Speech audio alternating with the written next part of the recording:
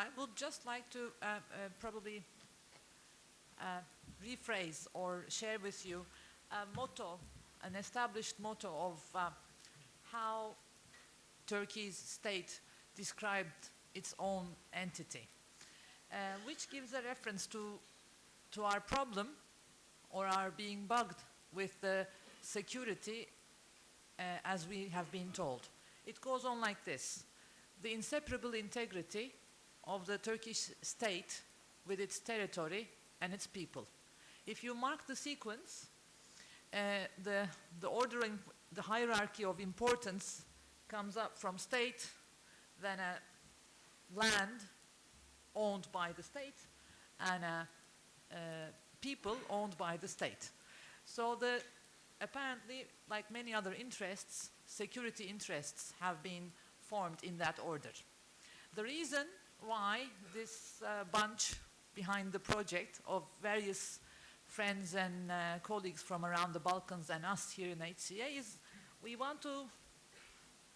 we feel there's a problem about this, and state security, national interests have not been maybe too much to the security and safety of us citizens, individually and collectively. This has been our point of departure, and it's a process of collectively building knowledge about this, to be equipped, well equipped, so that we can act as much as we can to change this, to transform this in any way we can, to the benefit of citizens in our daily lives and our security, well-being, safety.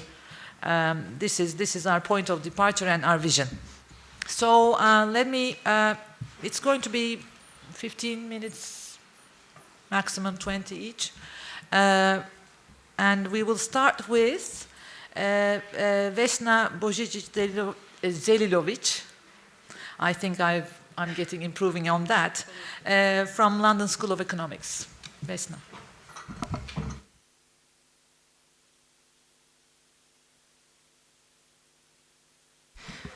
Thank you, Emel.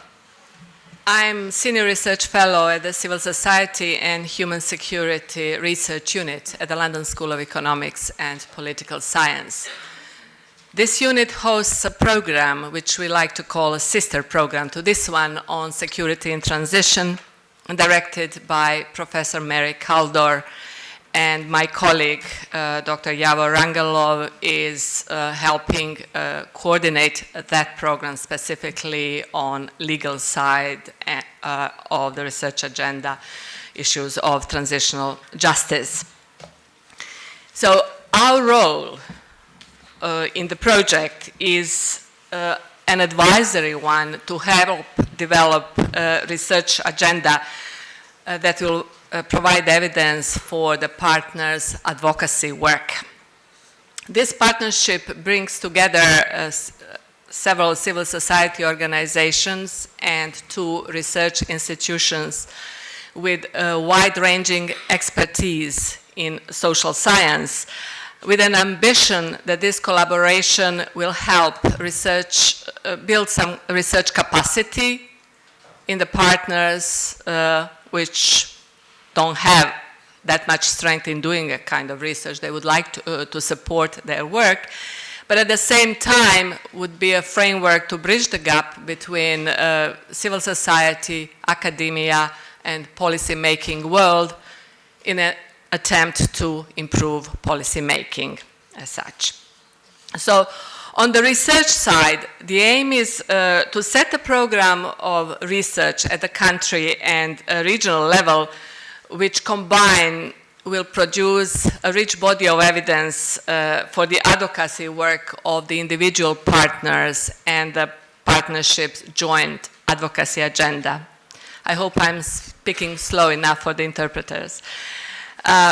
One of the main ambitions of the project is to develop a methodology for human security monitoring, something that Professor Benedict noted in his comments was still a challenge and a relevant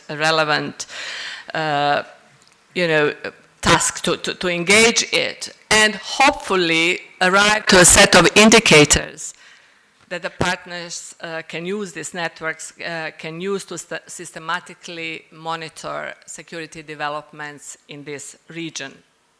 So we are at the stage in the project where we have finalized our research agenda and are moving into an active research phase, and expect the first findings from this research to come out by the mid of this year.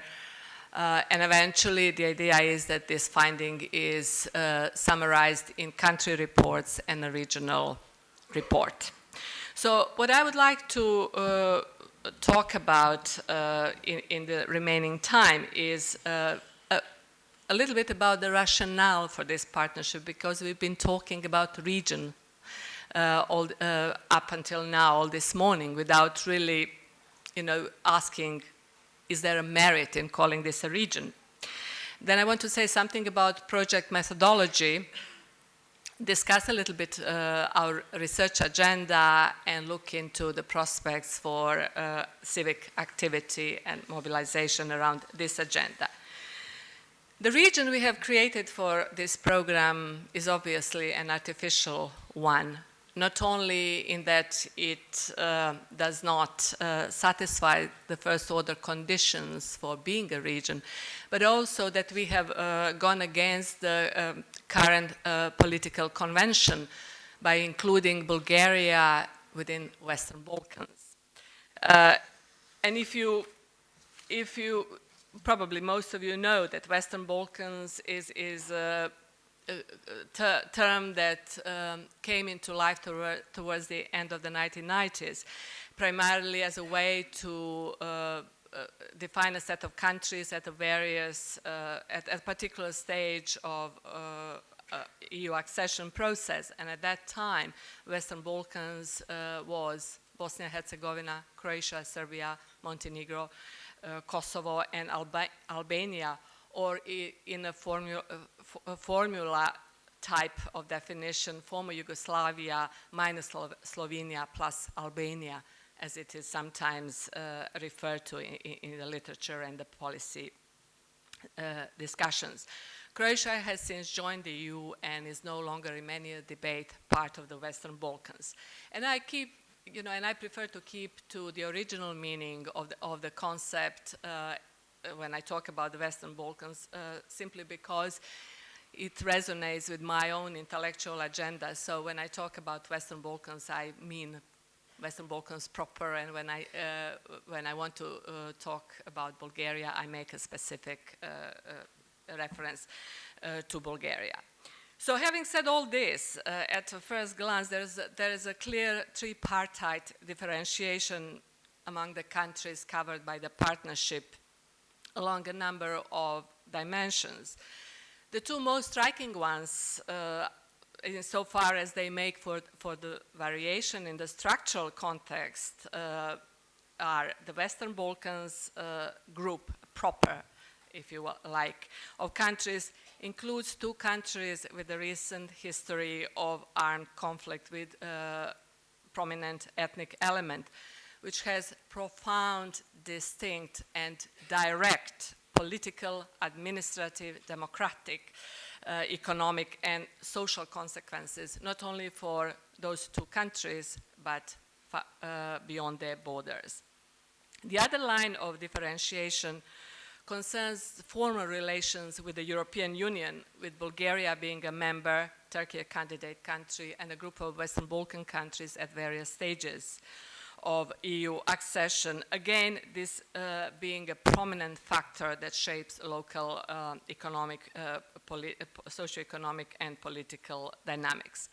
And at the same time, this pro-European consensus provides an anchor when it comes to an overall policy direction across this group of countries.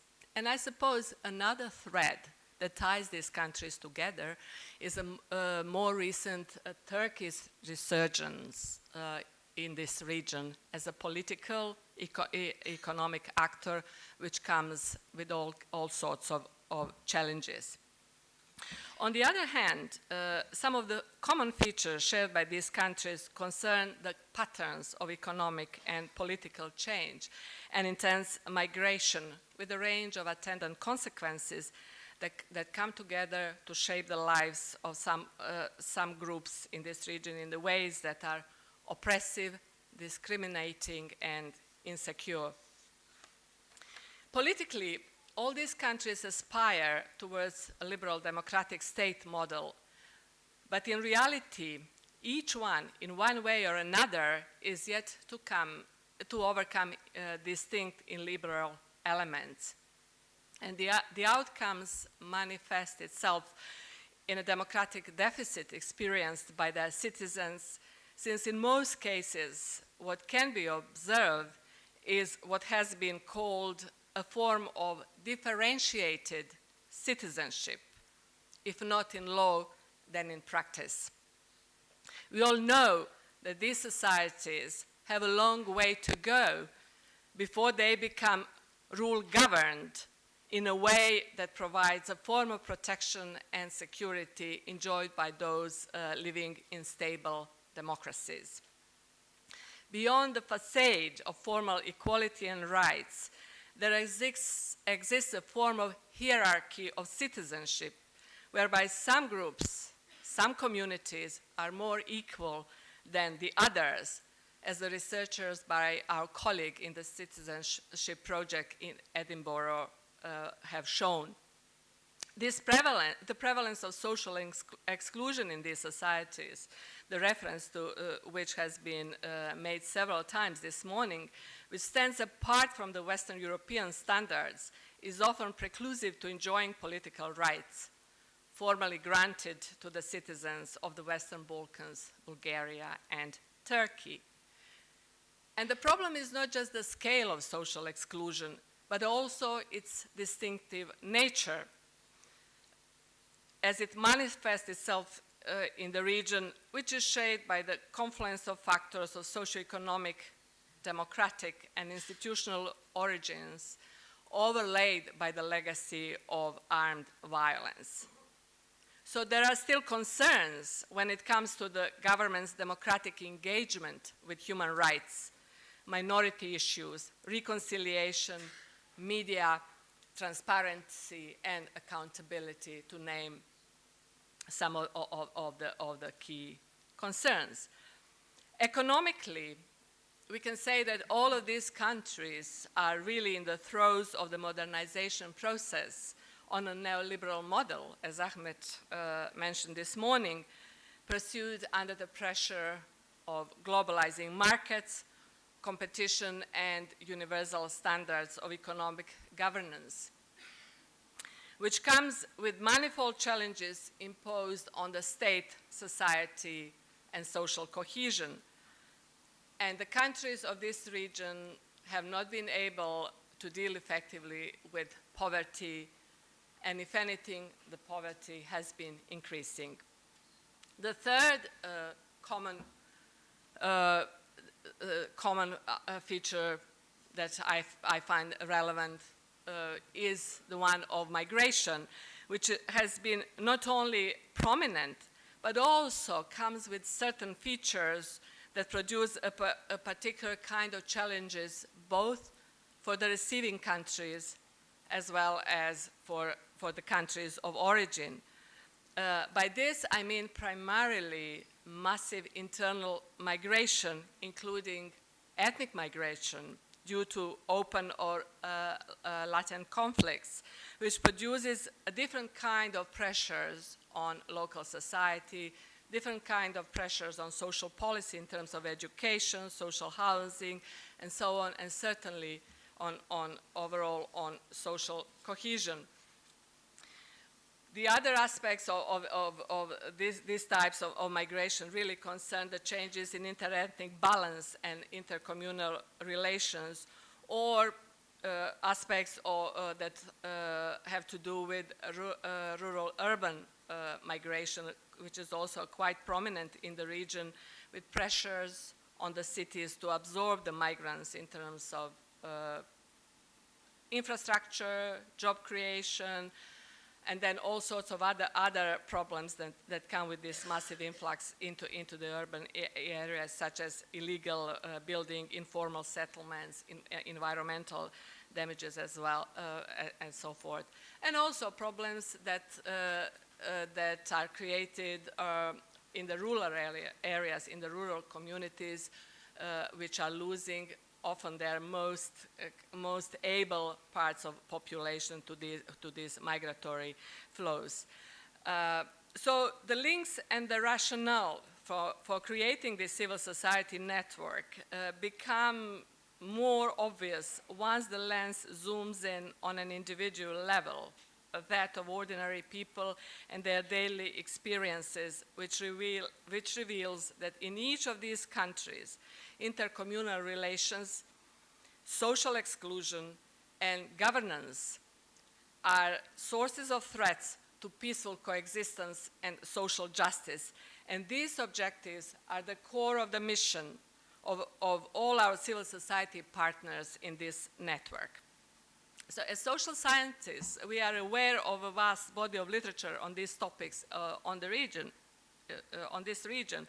So when developing a research agenda for this project, the question was, can we say something important about the kinds of issues that make the daily experience of individuals and community life in these countries unsafe and endangering, that would in turn provide a foundation to think and rally for more effective approaches to interpersonal and intercommunal reconciliation in those societies, and something that can engage various types of actors at the local, national, regional, and international, particularly European level. In other words, what would be a value added in terms of knowledge about insecurity that this particular research exercise will provide compared to what we already know. So we heard at the plenary session that human security is intrinsically context-specific and dynamic category, which as such poses a great challenge to research, and indeed in terms of a mandate of this partnership.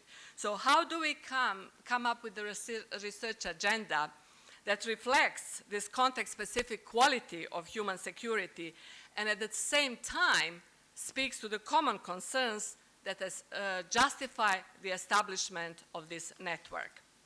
So based on this insight, we set out the methodology of the project, which implements the bottom-up approach to the development of the project's research agenda, its implementation, and the validation of its findings. So through a series of consultations with various groups, the famous stakeholders, the partners' elaboration of some of those issues that came out in these conversations in the form of written chronicles, complemented by the partners' desktop research and a series of discussions in the context of the project meetings and workshops, we have arrived at a theme we believe provides sufficiently encompassing heuristic frame to investigate human security in the region. And that is, as Ahmed has mentioned, forms and spaces of violence in the Western Balkans and Turkey. And Ahmed did make a remark and elaborate why violence, so that you've been kind of forewarned about the way we think about violence. As he said, we think of violence beyond direct physical violence. We use it as a proxy for human security and understand it as a form of social relation, as a form of influence. So really our main interest is to understand how various types of those social relations come about and how they combine to provide the kind of vulnerabilities that represent security threats. So we move beyond this narrow understanding of violence as direct physical harm, as an act, but instead look in its many different forms and manifestations, and in the processes and relations behind that, and how they are interlinked. So in our research, we include categories of severity which range from physical and verbal abuse to oppression, discrimination, and marginalization. So, you know, we had a long discussion over this concept of violence and how to frame our research agenda. And in that conversation, during those conversations, we agreed that we really needed an orientation of paper on violence, which one of our partners has produced, and I believe that at some point we will be able to share this paper on violence from the human security perspective. So what we are trying to do is what I think we heard very passionately from our UN colleague this morning, is to highlight those underreported and overlooked situations and spaces which confront marginalized and vulnerable individuals and groups with dangers to their physical, mental, and social well-being.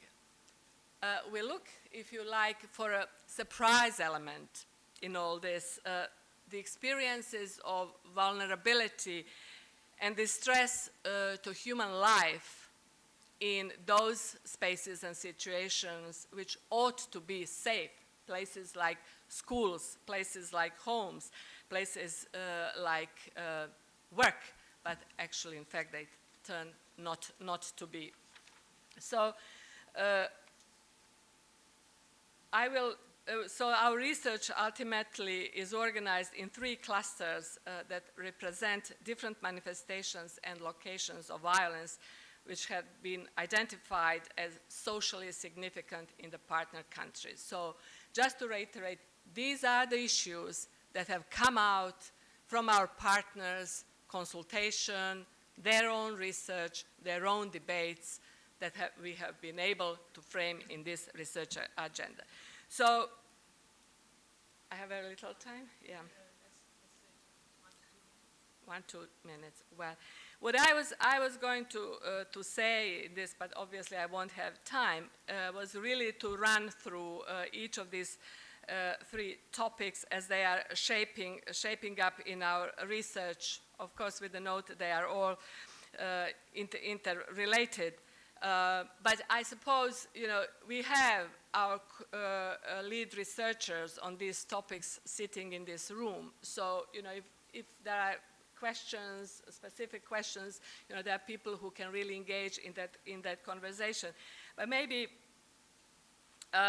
just briefly on youth, you know, what are we trying to look under the theme of youth? The objective here is to explore the nature of rising youth violence in this region, particularly in these supposedly safe spaces such as schools and home.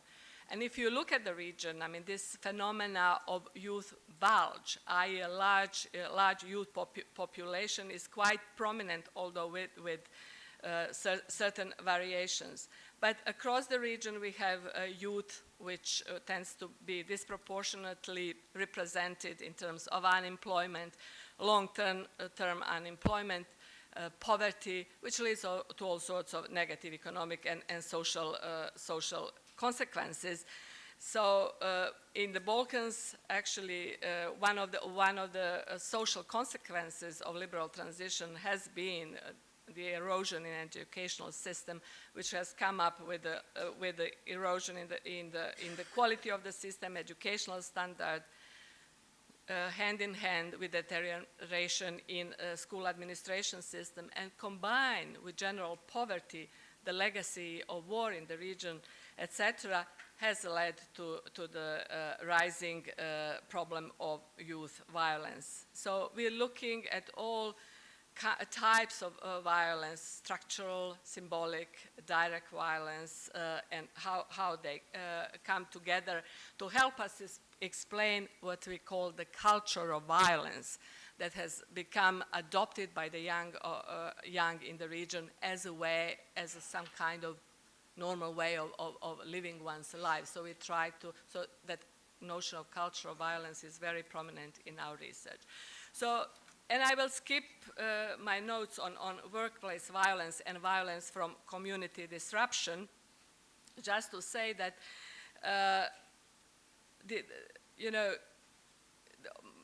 what we find is that there is a context which is very complex that drives these kinds of violence and is a source of security threats to people in the region. So, and we feel that there is an urgency in making these issues visible and prominent, not least because anti-minority, racist, and similar retrograde voices are growing in influence. This kind of research we have set out to do, which aims to improve our understanding of complex and multifaceted nature of deprivation in this region, requires deep knowledge of the local context, culture, and so on. And we believe that is the great advantage of this partnership. The partnership is set up in a way that it encourages expansion and networking to mobilize a wide circle of actors to forge what Professor Benedek mentioned, multi-stakeholder partnership that will make these issues a policy priority. And obviously, none of the actors, as we have heard, alone can do it on its own. So regional cooperation is one potential route that would help increase opportunities and human security of the citizens in this region. And how to go about forging these links and making these synergies among various actors, and in particular between academia and civil society, which is the mandate of this program. I have an excellent speaker to follow me, Dr. Rangelov. So I give the floor to Javor. Thank you, Vesna.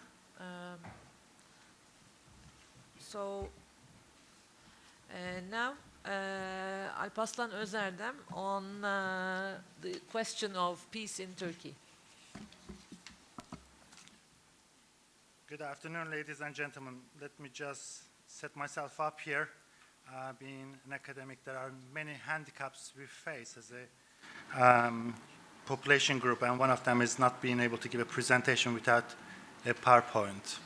So I will use PowerPoint in my presentation.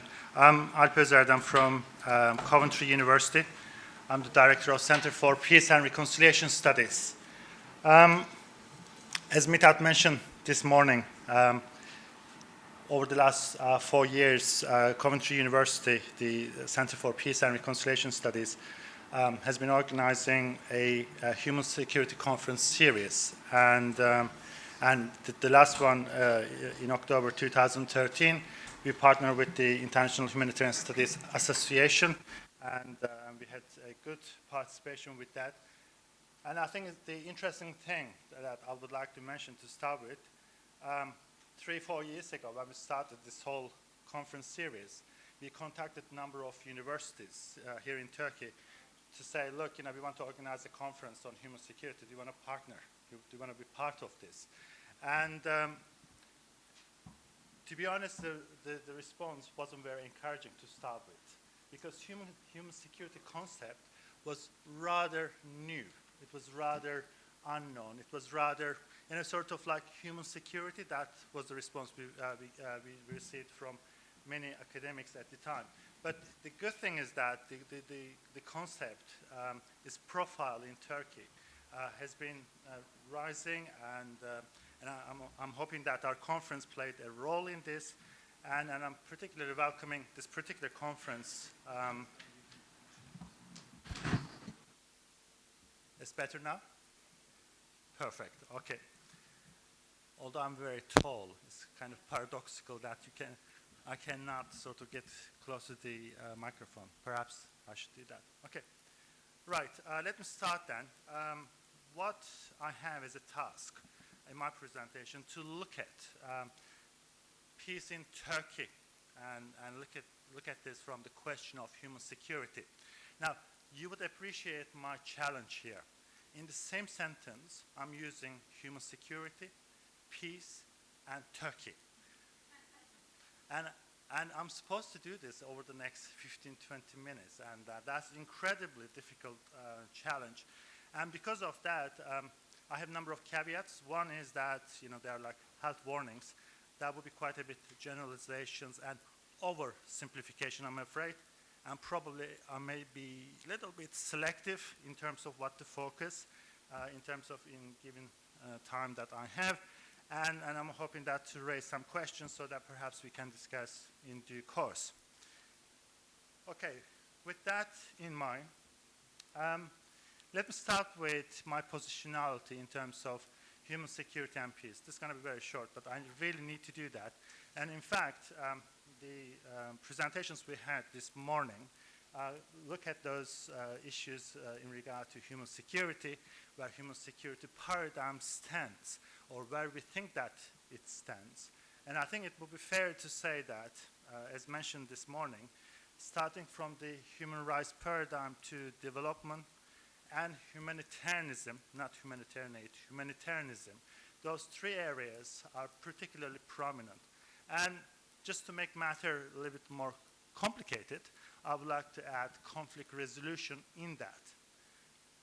And doing that, I think the paradigm of human security and my justification why it will be a handy concept to use in the context of peace in Turkey. I quite like what Kofi Annan said in 2000 report, We the People's, the Role of UN. In very broad sense, he talked about human security encompassing human rights, governance, access to education and healthcare, but also each individual has opportunities and choices to fulfill his or her own potential. And I think that's really important point. This is not just about water, food, and environmental security, but whether or not you have the opportunities to fulfill your future.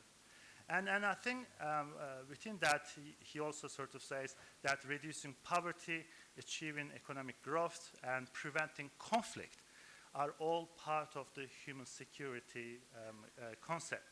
So in a way, that's what I'm doing. I'm using human security from a very broad sense. And obviously, there has been some critique of this. Some people argue that, well, it is so broad that it means nothing probably. David Chandler, for example, says that human security is like a dog that didn't bark.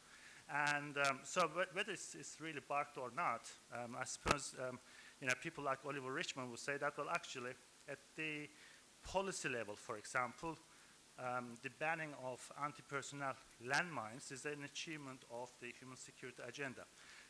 So without going within the impasse of that argument, the sort of broad and narrow definition of human security, let me just say a few things about peace before I sort of enter the issue of Turkey. And I think within the peace concept, again, I'm looking at this from a very broad sense, from Johan Galtung's understanding of sort of positive peace rather than negative peace, which means the absence of violence. So positive peace in the sense that dealing with the structural, sociocultural, and physical violence that exists in that particular society. So in a way, human security paradigm and peace, in the broader sense, sort of marry with each other quite well. In that way, this is in a way my justification why I think that we could use this within the context of Turkey to understand the challenges of peace. Okay. This morning, what we heard was the importance of contextualization. In other words, in order to understand human security, you really need to understand understand the context. And I'm afraid Turkey is full of paradoxes. And some of these paradoxes are such that, are hugely difficult to untangle and sort of make sense out of them. For example, one of the key motto, almost like the vision statement of the Turkish state for years, was peace at home and peace in the world. And it is kind of overused motto. It's a famous saying by Mustafa Kemal Atatürk. But for years, for decades, we never questioned, do we really have peace at home?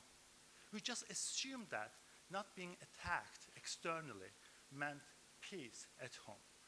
While there was a civil war killing over 40,000 people since 1980s, we consider ourselves being in peace in Turkey. That's kind of such a paradox in a way that, sort of you live with that kind of phenomenon, and but at the same time, sort of overall assumption that there is peace. Well, I think fair to say that actually we don't have that peace, especially in the way Johan Galtung describes as positive peace. There are a number of other sort of paradoxes, and I think they are important. Turkey is very proud of the fact that it's the 17th largest economy in the world.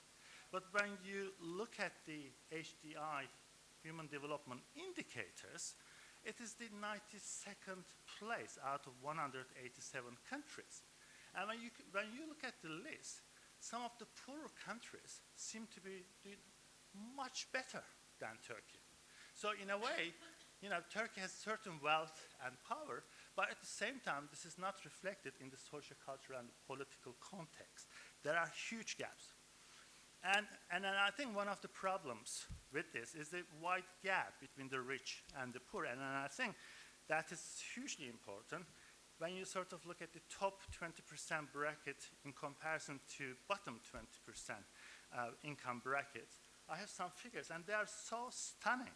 In terms of total consumption, over 36% of total consumption is done by the top 20% bracket, while bottom 20% bracket is only 9.3%. So it's a big gap. And then I think unless you start to sort of look at that issue and deal with this, you are not going to be able to talk about peace in the general sense in Turkey. And I think there is another very significant issue in this country. And that is your identity, and the identity that's supported by the state and society in general. And if you are outside that framework, that identity, I'm afraid you are in trouble. And I think that's really important. So, if you are a woman, if you are not Muslim or Sunni Muslim particularly, if you are not Turkish, if you are not heterosexual, and God forbid, if you are disabled, you are likely to face a wide range of not problems to do with legislation only, but the society, social cultural factors. And I think with human security, we really need to recognize this. You are not going to be able to deal with security, human security matters, by just working with sort of state actors. You can change the legislation in the parliament, but changing minds takes much longer time, and especially with the gender relations and the LGBT issues, etc. So these are really the sort of like the paradoxes of peace. In the general sense, I like to pose in our discussions. When we talk about paradoxes of peace in Turkey, now I'm an optimist, really, as a person. I may be sounding really highly cynical person, but deep down I'm quite optimistic. Let me just share the good news first and sort of see where we are, because the translation of my talk in Turkish, peace is both verb and noun. So it sounds like making peace, and now I'm feeling this huge obligation that I will need to answer the question of whether or not we are sort of like going for peace. But let me sort of look at some of the issues and improvements. To start with, excuse me. I mean, obviously, this booklet does a great job, so I don't need to say much. But in terms of since 2002, especially the 2002-2005 period, there have been major improvements in the democratization of the country to do with the EU membership talks and the legislation change, and there are improvements. I think we need to recognize that. I think that's quite important. Especially the government, but I think other people also claim that economic growth and increasing investment in infrastructure and services improved life in Turkey. Turkey is a richer country, apparently, as a better country to live, and there is more money to spend. So that is that argument. And another sort of claim to fame for improving the context of peace in Turkey is the revision of civil-military relations in terms of the putting the military more under the civilian control and reducing their influence in politics. So, in a very selective way, let's take this as improvements for peace in Turkey. But then it comes with a number of paradoxes, kind of like the country arguments that, really sort of say, well, hold on a second, all these things improving for peace in Turkey, but in terms of the number of jail journalists, Turkey is sort of top of the list, and that's not something really to be proud of. And although the government says, well, actually, none of them are really there because what they write there, because they want to change the government and the regime. I don't know how journalists do that with their pens, but apparently that's the problem. And in June last year, the Gezi protests and the response to Gezi protests and the police brutality, and more importantly, the lack of listening from the government to the voices of protesters and why these protests are all about. Sort of simplifying that this was about a few trees in a park, not recognizing that the issue is much deep down and fundamental, and it's about the way the state is structured and the problems faced by the society. And the divisive response came from the government in terms of us and them. My 50% is much better than your 50%, and I'm going to work with them. That kind of attitude, I'm afraid, is not making any justice for improving peace in the country. And recently, since 17th of December, this country is very excited about the news about corruption and the way that sort of become apparently quite integral part of Turkish politics. The sons of a number of Turkish ministers are either in prison at the moment, they're arrested for sort of claimed corruption cases. But for me, what really matters is that the justice reform that started afterwards in order to deal with this. And sort of, again, this sort of presents a very critical aspect of Turkish politics and the way they are structured and responded, and where we are with this. Because unless we start to deal with the issue of state and governance and the separation of powers, so on and so forth, it's going to be really difficult to talk about a peace deal. Over Kurdish crisis, does it really matter that you reach some sort of agreement? Up to 50% of countries affected by civil war return to conflict in the next 3 years. So, whether or not there's an agreement, ladies and gentlemen, unless you deal with the structural issues, they are not going to be, long-lasting. So, let me say a few things about prospects of peace in Turkey.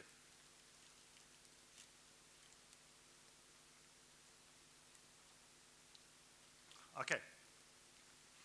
This morning, we were talking about freedom from fear, freedom from want, and freedom to live in dignity. 3 primary principles of human security.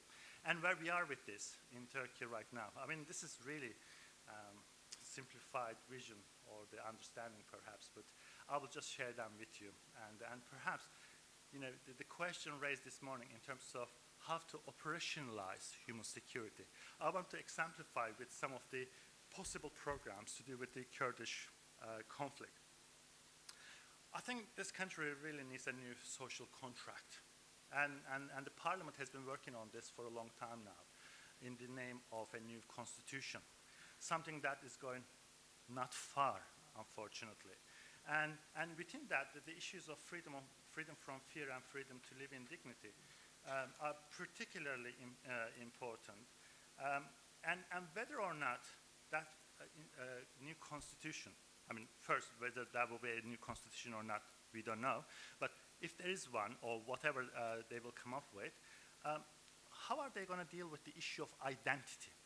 I think Emel's point is really important when she started our discussions earlier. You know, the nature of state in Turkey and the way it describes, and how much allowance is there for these identity issues, and can you be Kurdish, can you be homosexual, can you be disabled but still be stakeholder in society?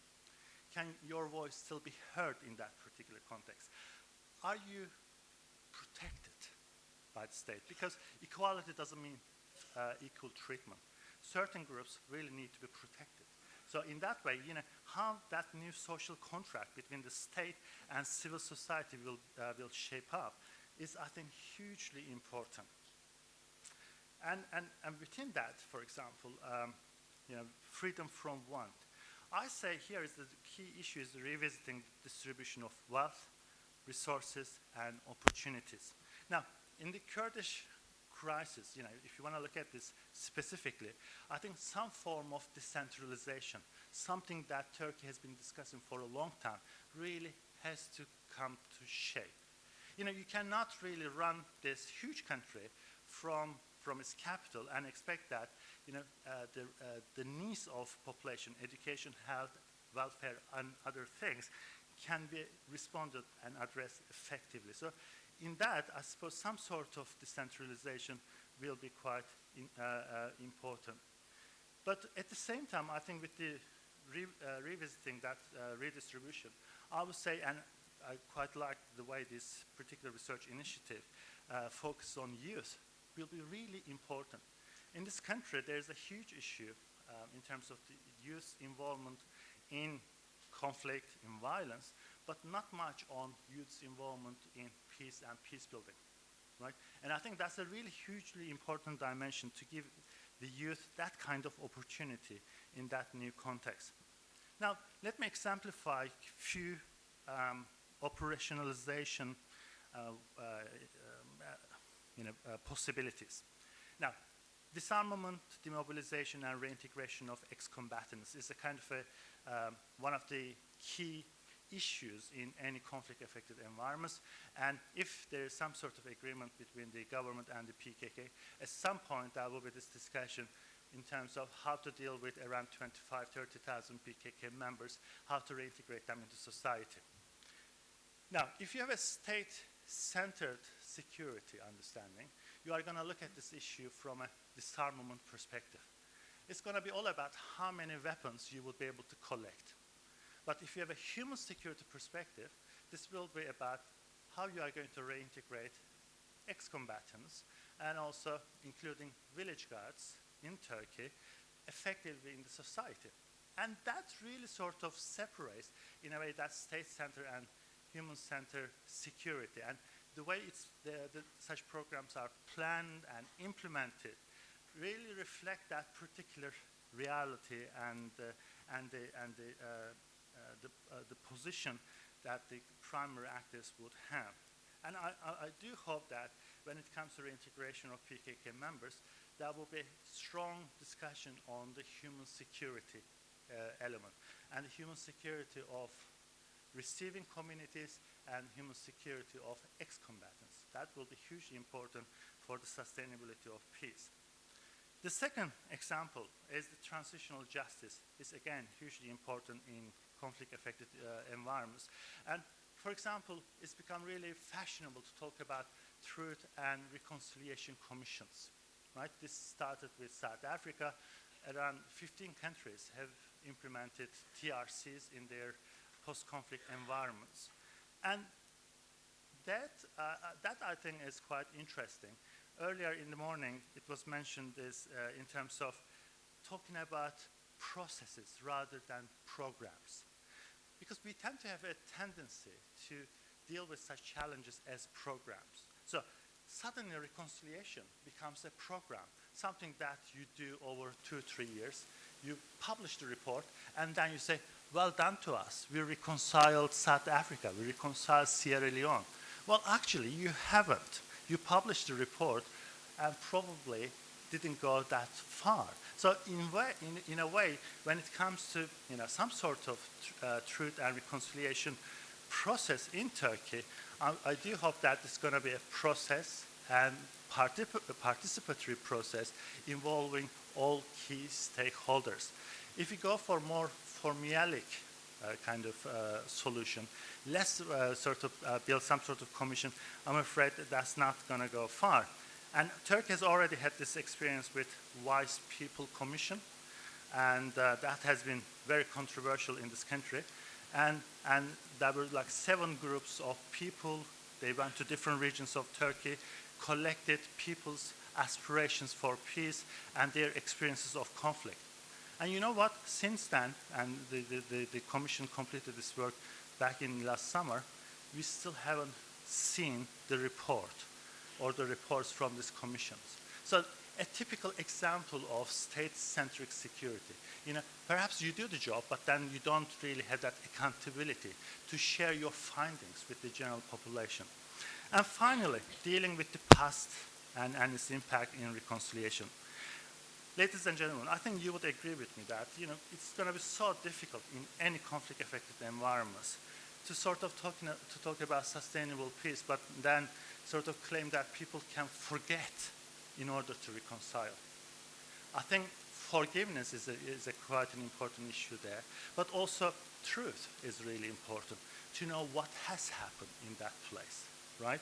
So in a way, this will be a huge challenge for this country in order to talk about peace and sustainable peace. So let me just conclude. Do I have time for that? Okay, excellent. If you really ask me how to summarize the whole thing, you know, as an academic, obviously, you know, I would sort of say, well, actually, you know, let's leave it to practitioners, and I'm sure they'll find a way to do this. But if you ask me, you know, what would be the kind of like the key focuses, what are the critical areas for Turkey? I would say 3 T's.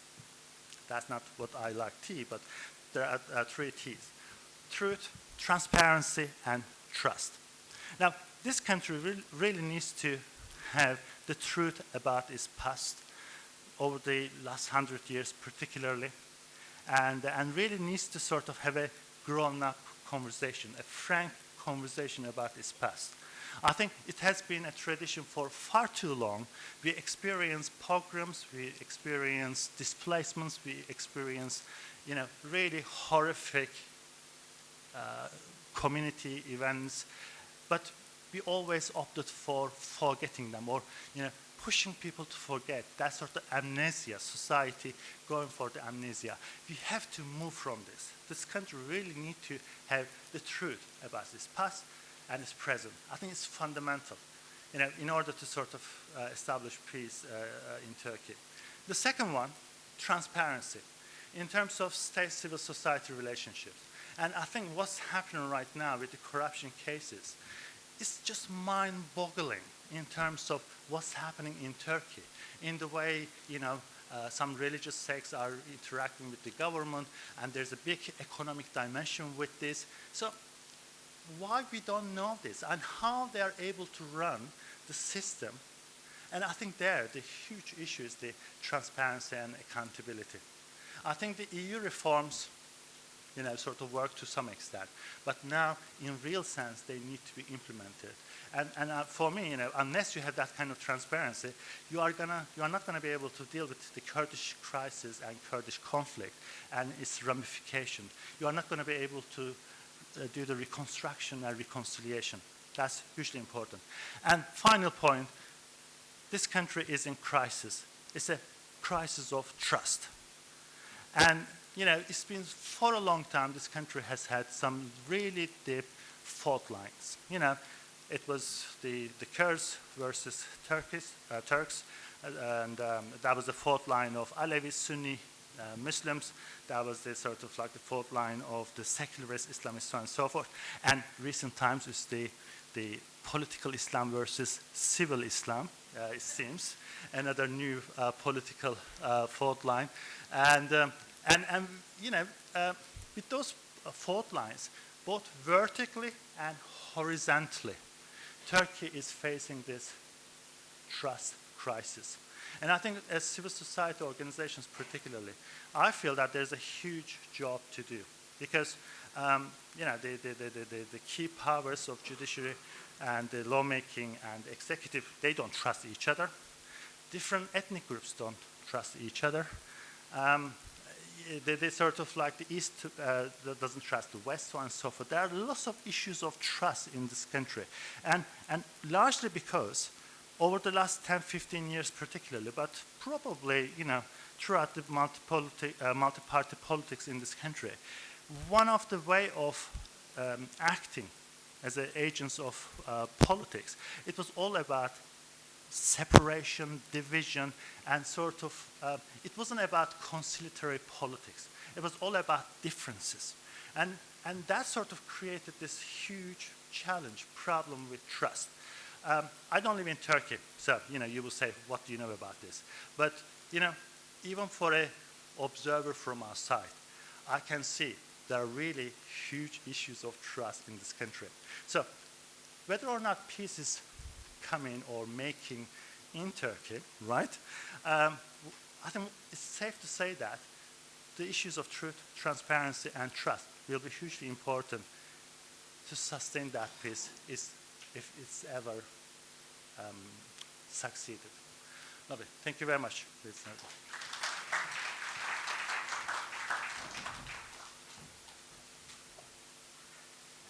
Thank you. Actually, the final highlights of trust.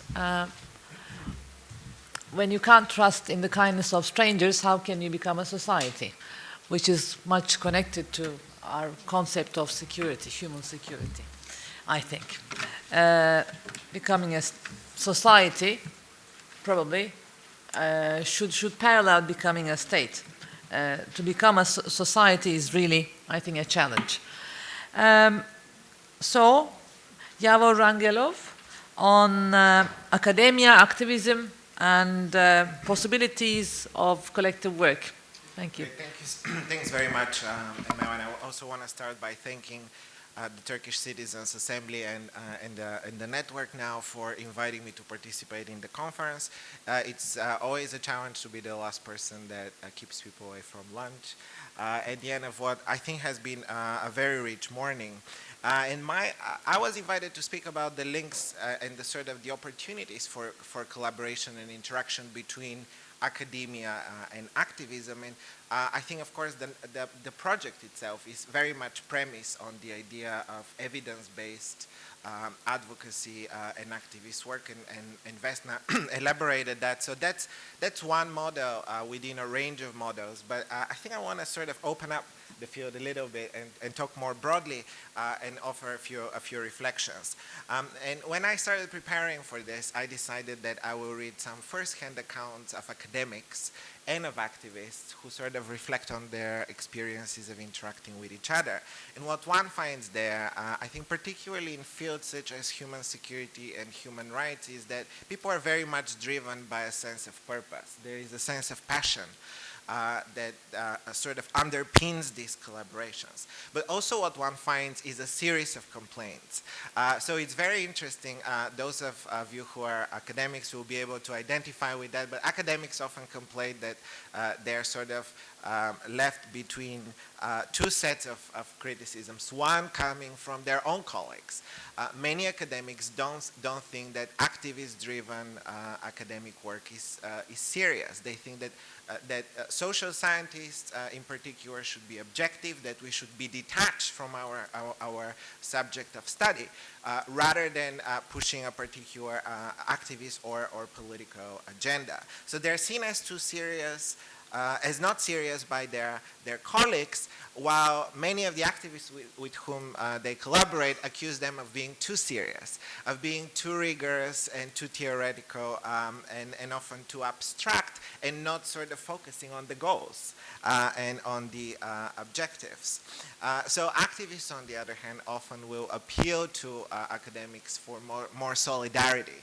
And for more sort of appreciation of the challenges that are involved in activists, which is always by its very nature very political type of work. In looking at the field of human security in particular and sort of related fields within human rights and development, what one finds is that there have been a range of collaborations between activists and academics, and yet I sort of identified two different types, and they're different because they're driven by different logics. It is always different when the sort of the collaboration is initiated by, when the agenda is set by and driven by activism, and on the other hand, when it is driven by research. So, although there is a lot of overlap, there are different differences in terms of who takes the initiative, who sets the agenda, and what sorts of interactions, what form this collaboration actually take. So in the first type, the sort of the activism-driven collaboration, what one finds is that it is civil society activists that initiate the discussions. They often have the sort of the initial idea and set the agenda in terms of practical steps. And what is interesting is that they, given the complexity of the issues that are involved in the human security domain, they often require academic and research knowledge in order to be able to make a difference. So if you want, academics are recruited in and brought into the discussions, and they often play the role of experts. They add legitimacy to the project, they make available their knowledge and their contacts, and in the process one sees that some of them are also transformed into activists themselves.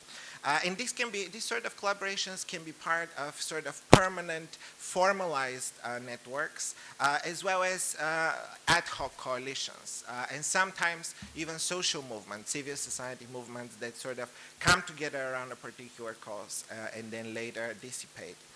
And in fact, many of what we consider the landmark achievements of civil society in the human security domain over the past 20 years have have engaged academics in these particular ways, as experts, as advocates, and also as lobbyists. And Professor Benedek earlier mentioned two of those key campaigns where academics have played a similar role in what has been largely a civil society-driven initiative. One was the campaign to ban landmines, and the other one was the campaign for the establishment of the International Criminal Court. Now, the International Criminal Court campaign is very interesting because particularly in the negotiations in Rome, when after several years of very active campaigning on the side of the NGO coalition for an international criminal court, states came on board,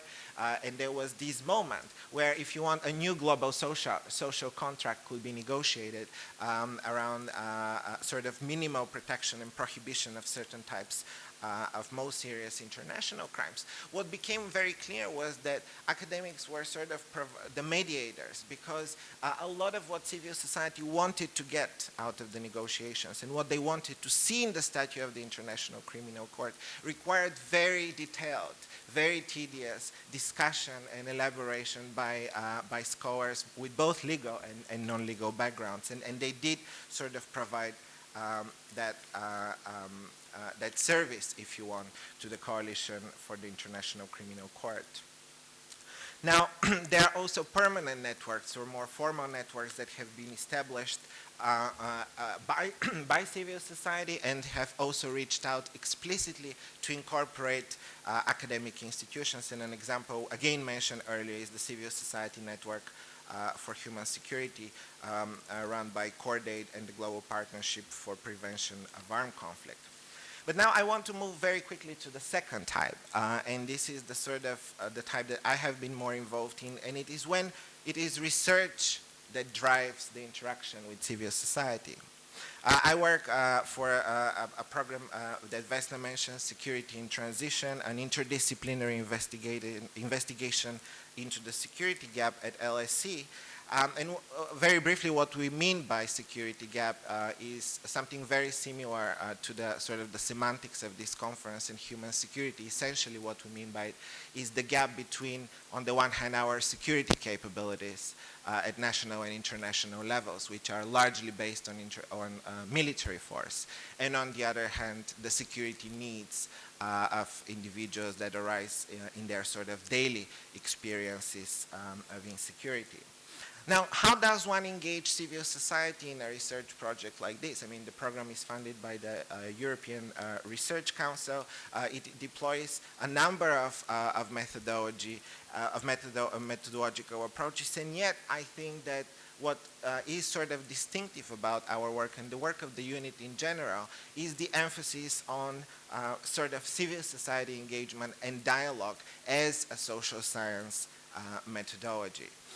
And what this has meant in the context of that particular program is a series of civil society dialogues in all the main regions where we focus our work, which have been the Balkans, Afghanistan, and Syria. And I will end on with a brief sort of description of one particular dialogue where I'm involved. It is an interregional civil society dialogue on transitional justice in the Balkans and the Great Lakes region of Africa. Now, when we started researching sort of the security implications, the human security implications of justice instruments, what becomes apparent is that increasingly different modalities, different processes of transitional justice, whether they're truth and reconciliation, whether it's accountability for perpetrators to criminal prosecutions, whether it's vetting and lustration, institutional reform, or reparation and other forms of victim-centered justice, increasingly these are seen as preconditions for good governance and human security in conflict-affected states. And yet, when these transitional justice processes are discussed, deliberated, and often studied, there is an extremely strong bias towards the state. When we ask what goals transitional justice should promote, often people talk about stability and peace in sort of juxtaposition with human rights. And so what we felt is that we needed a sort of a method in which we would find how society and how those actors within society that do engage with transitional justice mechanisms actually do it. And second, with what implications. So we've created the sort of the civil society dialogue, which will culminate with a two-day meeting in Nairobi in the spring as an opportunity for the activists themselves to reflect upon different experiences and challenges that they're facing in sort of advancing a variety of transitional justice goals, but also often contesting the existing transitional justice mechanisms and criticizing them very strongly. And for us, it is really an opportunity to harness this discussion, to harness the engagement that we're sort of part of, as well as our interlocutors in the conversation, in order to shape our research agenda. It tells us very important things in shaping our research. What are the important questions that we should be asking? What are the issues on the agenda of civil society within the states that we are interested in? And also it gives us a sort of a breadth and depth of empirical understanding that would be very hard for any researcher sort of coming in from outside to understand. And just in conclusion, I think that there is a scope and there is merit to both of these approaches, to collaborations between activists and academia, but it is also important to keep in place the challenges and that they do have a distinctive logic, which in the end often prevails. Thank you very much. Thank you, Javor.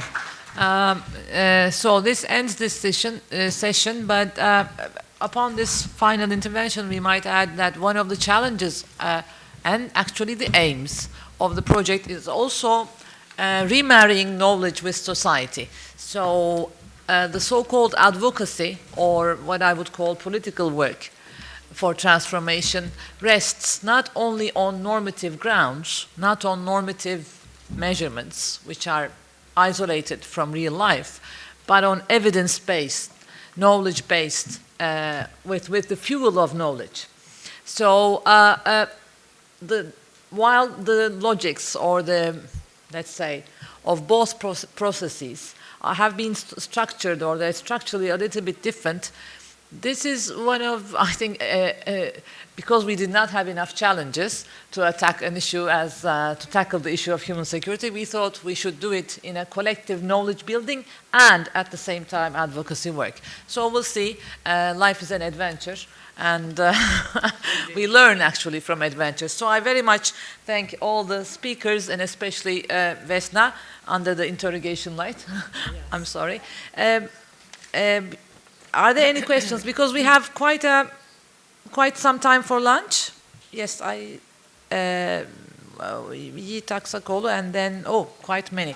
Okay, let's. Where's the mic? If we can. Oh, you have headers, don't you? In case it comes to you. Okay. O size yakında vardı bir tane. Direkt şu ortada en yakın.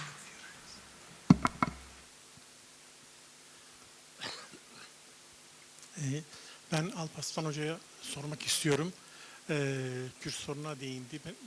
Benim de çalışma alanım bu olduğu için bugünkü süreci, Türkiye'de bugün devletle Öcalan arasında süren müzakere sürecini ya da görüşmeyi nasıl yorumluyor, nasıl görüyor?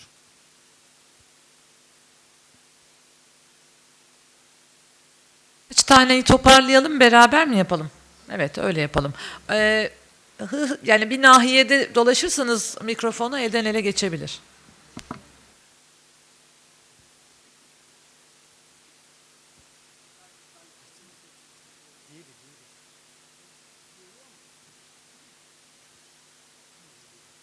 İsterseniz. Tamam. Ben Fikret Toksöz. Şimdi son konuşmacı üzerine bir şey düşünüyorum. Sabahtan beri de düşünüyorum bu konuyu. Ahmet İnsel'in mektubundan ve Helsinki Yurttaşlar Derneği'ndeki konuşmalardan bunun ne olduğunu anlamaya çalışıyorum. Dün burada enteresan bir şey olmuş. Bu salonu hazırlayan arkadaşlarımız pankartları asarken kapıdaki güvenlik görevlisi gelmiş, arkadaşlara demiş ki ya biz işimizi bu kadar mı kötü yapıyoruz? İnsani davranmıyor muyuz da böyle bir toplantı yapıyorsunuz? Şimdi buradan şuraya varmak istiyorum. Şimdi dünyada küreselleşmeyle birlikte artan bir yeni jargon var. Bunu Dünya Bankası gibi, Birleşmiş Milletler gibi yerlerde çalışan çok elit kişiler, bunu küçümsemek için söylemiyorum, gerçekten öyle insanlar, yeni diller üretiyorlar, yeni terimler üretiyorlar. Ondan sonra da biz bunları aktivist olarak içini doldurmaya, tercüme etmeye çalışıyoruz. Şimdi Global City diye birisi bir şey söylüyor. Şimdi gidiyorsunuz Türkiye'de 50 bin nüfuslu bir şehirde belediye seçimleri var şimdi. Adam asmış. Burası Global City olacak falan gibi. Şimdi bunların içi de boşalıyor ve içi de değişiyor. Halkın kafası biraz daha karışıyor. Tabii küreselleşme galiba böyle bir şey. Halkın kafasını iyice bulandırmak. Ondan sonra da işte suçlamak istemiyorum ama kapitalizmi iyice oturtmak gibi. Herkesi her şeye razı etmek. Bir şekilde Foucault'un dediği gibi eğitmek herkesi. Böyle kendi kendine eğitiyoruz. Dolayısıyla bu kurumlarda çalışanlar biraz daha belki dikkatli olmalı ya da bir daha başka bir seminer yapmalı. Halka bunları nasıl anlatacağız falan gibi. İşte arkadaşımızın yapmak istediği şey, yani akademiyle sadece aktivist arasında farklılık yok. Bu yeni terimlerle o ülkeler arasında farklılıklar var. Ve yeter artık, bu kadar çok jargon yaratıldı ki bundan sonra bunları yaratmayalım. Zaten bildiğimiz şeyler bir daha yeni kavramlarla ortaya çıkıyor. Ve bunlar için de bir yığın para harcanıyor. Bu konuda acaba ne düşünüyorsunuz? Teşekkür ederim. Arka arkaya mikrofonu kullandıktan sonra hemen arkanıza geçirirseniz bir daha teslim almak gerekmez. Thank you, Şirin Duygulu Okan University. I have a question for Professor Özerdem. You talked about how discussions, if we get that far on demobilization and reintegration, will bring the questions of human security and will bring human security. My concern is that reintegration, if we ever get that far, could also be done and framed from the perspective of state security, saying that we have to reintegrate these people so that they're not going to fight against the state again. So I was wondering what your take on that and how Turkey can stay on track and not use this process to reinforce the state-centric security approach. Thank you.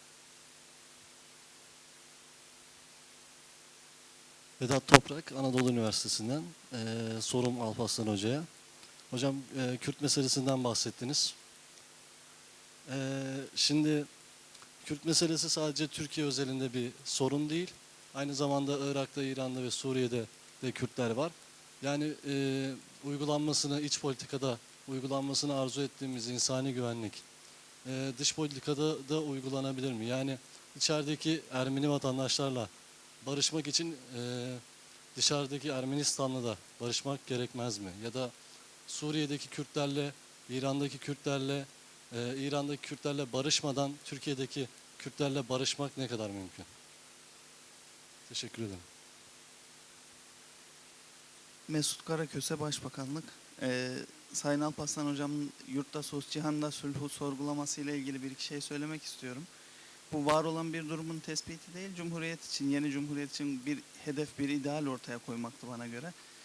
Türkiye cihanda sulhu bozacak hiçbir girişim içinde bulunmadı. Sınırlarının dışında Kıbrıs Barış Harekatı haricinde hiçbir hareketi olmadı. Yurtta sulh için de örgütün lideriyle görüşme, Oslo görüşmeleri, akil adamlar sürekli barışın tesisi için elinden geleni yapma gayretinde ve savaşın da çıkarıcısı olmadığı, tek sorumlusu olmadığı kanaatindeyim. Teşekkür ederim.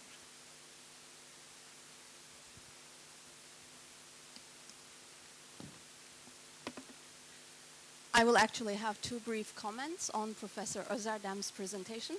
My name is Itır Toksöz. I'm from Doğuş University and I'm the president of the European Peace Research Association.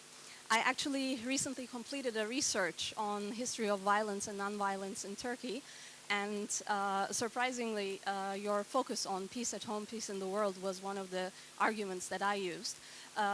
Just to add to your paradoxes in Turkey, I think we can also add domestic violence, corporal punishment in schools, and how on the micro level, on the individual level, there is a lack of peace and laws to enforce that on the macro level as well. So that is one of the paradoxes. Like, we love our children, but we beat them up at the same way.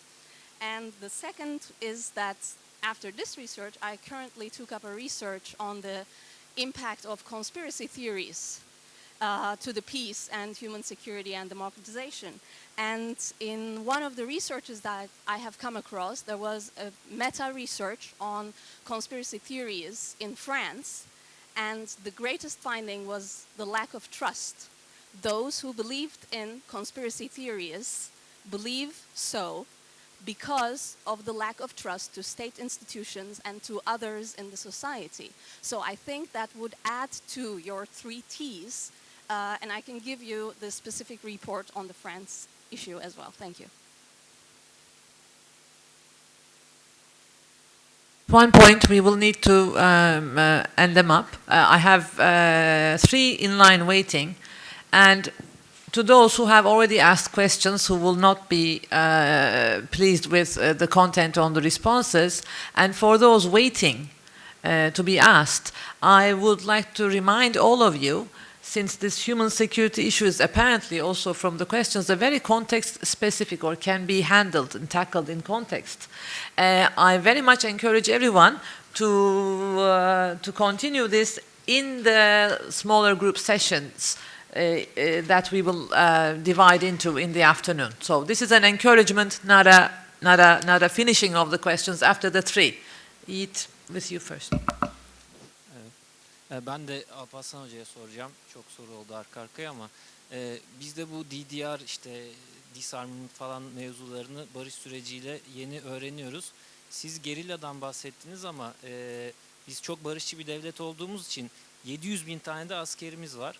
Bunun 450 bin tanesi zorunlu asker, 350 tane general var İşte 300 küsür bin tane de profesyonel asker var.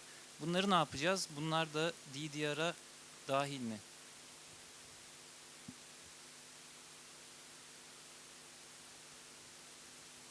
Muharrem Aksu, Akdeniz Üniversitesi. Sayın hocalarıma sunumları için çok teşekkür ederim. Çok sağ olun. Özellikle Alpaslan hocamın bahsettiği hususlarla ilgili birkaç hususu belirtmek istiyorum. Türkiye'deki isterseniz güvenlik özelinde bakalım, isterseniz insani güvenlik hususunda bakalım. Günümüzdeki problemlerin temeli aslında çok da geçmişten gelen tarihi ya da tarihi miras diyebileceğimiz hususlara dayanıyor. Biliyorsunuz bizim ülkemizdeki güvenlik anlayışı sizin de belirttiğiniz üzere ulusal güvenlik, hatta devlet merkezli güvenlik anlayışı dediğimiz ve bunu anayasal düzleme taşıyarak devletle vatandaşı bu anlayışa göre konumlandıran bir yapıya sahiptir. Dolayısıyla bizim ülkemizde güvenliği de barışı da yıllarca devlet vermiştir. Ve bu hep böyle kurgulanmıştır. Anayasal düzlemde de böyle kurgulanmıştır. Ama şunu da belirtmek gerekiyor ki son yıllarda bizim ülkemizdeki isterseniz devlet politikası diyelim, isterseniz hükümet politikası diyelim. Tabi bunlar farklı şeyler ama özellikle devletin günümüze kadarki kronik problemleriyle bir yüzleştiğini görmek de mümkün. Gerçekten bakıyoruz. Açılım politikaları, Kürtlerle ilgili olarak, işte Alevilerle ilgili olarak yapılan politikalar ve aynı zamanda çeşitli davalarla sonucu nasıl biter, nasıl olur içeriğin tam belki vakıf değiliz ama 28 Şubat süreciyle yüzleşme ya da buna benzer hususlarda bakıyoruz ki devlet aslında geçmişinden bir nebze de olsa özür dilemeye çalışıyor. Aslında bu bizim ülkemizde günümüz politikalarının belki de güvenlik hususunu devlet eliyle, yine devlet eliyle çözme girişimi olarak da görmek gerektiğini düşünüyorum Sayın Hocam. İki soru rica ediyorum. Başka ek soru arkalarından almayalım. Önde 2 soru var, o kadar. Ziyade soru olursa. Merhaba, Ayşe Çavdar, Helsinki Yurttaşlar Derneği. Benim de Alpaslan Bey'e bir sorum olacaktı. Barış galiba bedelsiz, bedava bir şey de değil. Bu bedeli hem kurumların hem de toplumların ödemesi gerekebiliyor. Acaba şeyin bir yolu var mı? Yani hani kurumları elbette zorlamak gerekecek çeşitli ulusal ve uluslararası yaptırımlarla ya da işte zorlamalarla, baskılarla, ama toplumu o savaş sürecinden şey yapan, hani sebeplenen toplumu, atıyorum mesela işte 1915 sonrası bir sürü mülk edilmiş aileleri bu bedeli ödemeye ikna etmenin bir yolu var mı? Teşekkür ederim.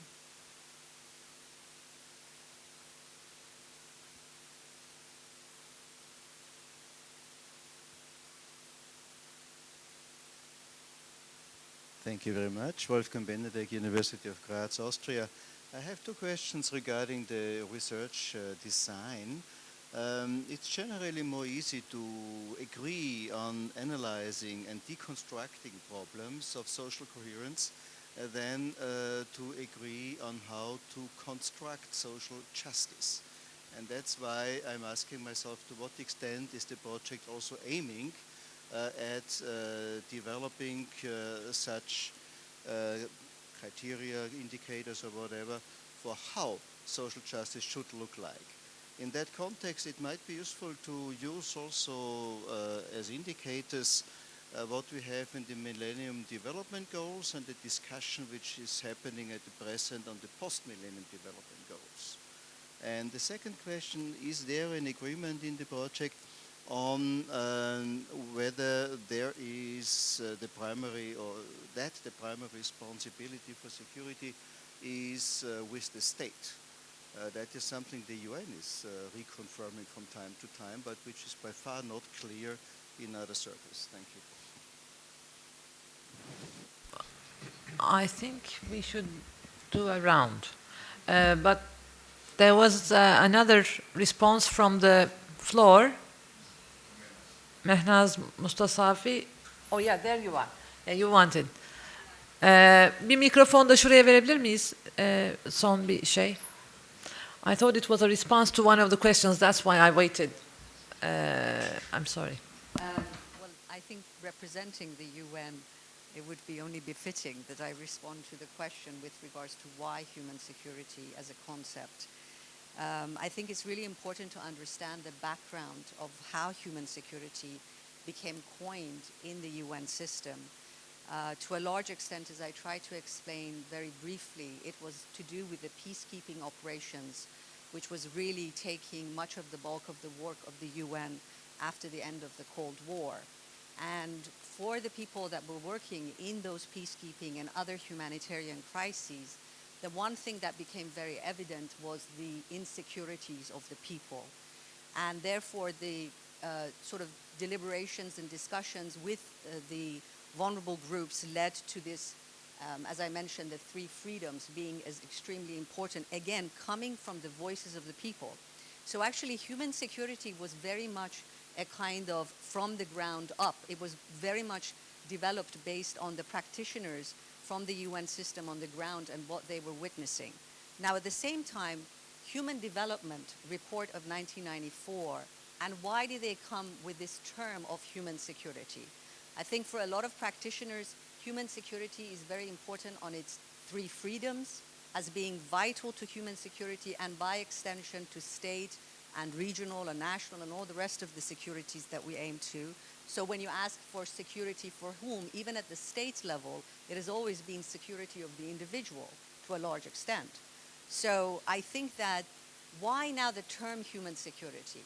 In 1994, with the end of the Cold War, the authors of the Human Development Report, Mahfouz al-Haq and Amartya Sen, they thought that in order to use the peace dividends away from military expenditures towards human challenges, why not sort of recoin security and make it human security so that they could change the focus of the establishments not towards military expenditures but towards the needs, vulnerabilities, and the challenges of the individuals as being the prima facie of any kind of security discussion. So I think that I agree with you. We shouldn't get bogged down in necessarily human security as being the end-all, be-all. I think the human security has principles, has goals, and that should really be the ultimate objective. We're talking about people, we're talking about their vulnerabilities, their insecurities, and we very much believe that not only people will be more secure, but also governments and by extension, as I said, regions and international insecurities will be much less if that focus on people is really the kind of foundation on any kind of activity that we do when it comes to that. So I hope that you can understand the idea of human security as a term was to try to get the peace dividend towards people and away from military expenditures. That was really the aim. Thank you. For that intervention, Vesna, with us.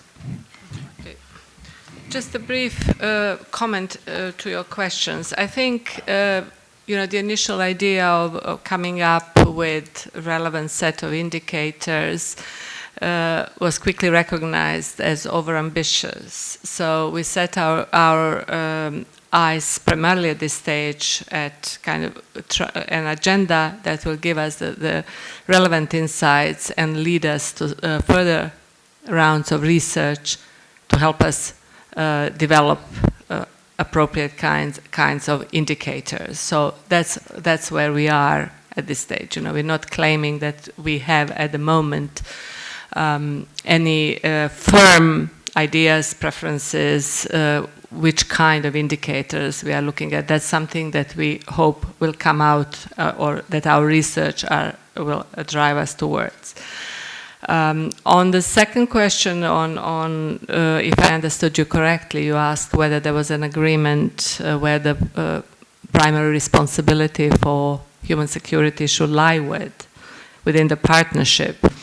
I think where we stand is, as I made it I think clear in my remark, is that certainly state has the role to play, but it is the whole process, the kind of idea, as Professor Özerdem mentioned, of renegotiating that social contract that defines in what way state exercises that responsibility. Briefly, I think I'll take up the comment about the disconnect or the separation between academics and the people, and I think it's here to stay. And this is the human security sort of field is more open than most. And I think the reason is that there is a sort of professionalization of academia in a very technocratic direction, expertise that can be measured, that can be sort of put to use in sort of evidence-based way by states and international organizations. So there is a huge pressure for academics to act as technical experts rather than as public intellectuals. And I think there is a general decline of public intellectuals which can sort of translate concepts and ideas to broader society. And I also find on the side of civil society that there is a very dangerous trend of over-professionalization of civil society. People talk about the possibility that NGOs might be killing civil society, they themselves being put under pressure by donors, and only those that are most capable of meeting these more and more technical and sort of bureaucratic demands of donors, only they might be able to survive. So the flip side of professionalization of civil society has been depoliticization of civil society. And I think it is very, the human security and the human rights field is actually one of the rare exceptions where people can still find sort of spaces for both political action and for sort of acting as a public intellectual and engaging in the public sphere as an academic.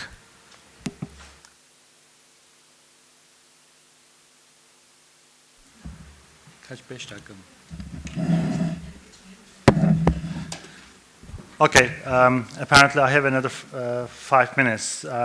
First of all, thank you so much for excellent questions. I must say I won't be able to make justice to those wonderful questions in the next 5 minutes, but I will just go through them item by item and share my initial thoughts on them, and perhaps we could have a chat over lunch or coffee breaks over the next couple of days if needed. Now let me start with the current peace process. I suppose it will be fair to say that the process somehow seems to be hijacked by recent events like the Gezi protests last June and its aftermath, and the current political turbulence that the country is experiencing. And it seems to me that not many people are talking about the peace process at the moment. Like yourself, I'm only an observer, and like it or not, but my main source of information is also the media, and within that, you don't see much being said on the peace process. So in a way, what's happening behind the doors, because let's face it, at the top level, making peace about peace deals, the word deal, I just want you to underline that. And what that deal is and how that is shaped up, to be honest, we don't have a clear picture on that.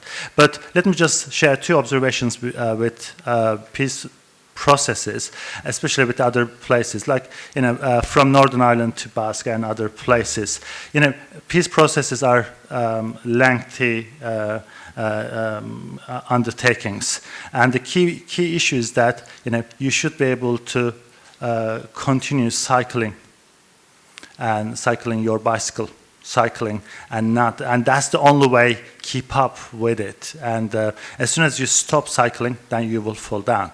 So I think that's the key thing. I mean, with the current peace process, I hope the government, the state actors and the PKK are cycling in a way, and because both sides have invested so much political capital in this, and I think it will be rather damaging to all parties if it falls apart. On the jargon production, well, I'm afraid, like the international organizations, I would like to take the blame as an academic here. Academics are very good with production of jargons, and largely because we need to publish papers. And so in order to publish papers, we need to come up with new concepts. And so that sort of takes the cycle, and then you sort of deal with them, and then you get bored because not much to publish on them, and then something else needs to come. But in a very sort of perhaps cynical way, we may also consider that since the foundation of the United Nations and the Human Rights Declaration, there has been a downgrading of those concerns. You know, we were talking about human rights agenda, and then we talk about development in the 1960s, 70s, 80s, and then human security came in the picture. And now, when you look at the literature, they are talking about resilience. And within this, that the significance of those needs, those aspirations, and what needs to be done, the role of the state particularly, it is downgraded. And it's almost like, you know, disowning the responsibility, right? So over the last 50 years, we are disowning the responsibility of establishing human rights in our countries. So in a way, perhaps in the globalization framework, you may also consider that there's a downgrading exercise. Perhaps with this new terminology, we are able to sort of do that. The issue of the demobilization and reintegration, whether or not this will be state-centered security, I think the key point there is that in terms of reintegration, look, the caseload of PKK members, you know, the numbers sort of range from 15 to 25,000, and that is quite small in comparison to village guard. That we know is around 100,000. So unless you deal with the village guard issue, it's going to be a very futile attempt to deal with the issue of reintegration of PKK members. So I think in this, there needs to be some sort of state policy in terms of how to deal with the reintegration challenge. Because in order to demilitarize the society, and here I think it's a really important issue. This is not just about giving up weapons. This is not just about sort of the leadership of parties come to an agreement. This is about how the society in Turkey, but particularly in southeastern Turkey, will perceive what peace and security mean for them day to day, right? And in that context, I suppose the demobilization and reintegration of PKK members, well, you know, if the state opts for enforcing that as a state-centric security, you know, I don't want to make sort of huge projections, but I think we would fail in that challenge. I hope that that wouldn't be the option they would go for. On the Kurdish issue, you know, like, am I running out of time? All the questions are just so massive. I know I'm not making any justice, but on the issue of Kurdish issue, whether this needs to have a general sort of regional perspective and the other issues, well, you know, the government, the AK Party government, and particularly Foreign Minister Davutoğlu had this zero problem policy. And for a while we thought that, you know, this may even work out somehow. It sounded so beautiful, especially for a country like Turkey that has had problems with its neighbors for a long time. And well, the regional perspective I think is hugely important because what's happening in southeastern Turkey cannot be separated from what's happening in Rojava in northern Syria at the moment and in northern Iraq with the KRG and the situation of Kurds in Iran. I mean, that is really important. And that makes this kind of the whole issue so complex in a way. And, you know, as an academic, probably to give a critique is, you know, straightforward, but actually, you know, when it comes to implementation and how that can be done, I think this needs to sort of be investigated really properly because there are so many paradoxes within that issue. On the issue of peace in the world and peace at home, my point was really to emphasize that I think for a long time we made that false assumption that we lived in peace in Turkey. I think we need to recognize, I think as a grown-up, we need to recognize that this country has issues, problems with peace. And I think what the current government has been trying to do with this, especially with the current peace process, is really important. But let's remember that this country had a number of ceasefires before. and they all collapse. And that was always a return to conflict.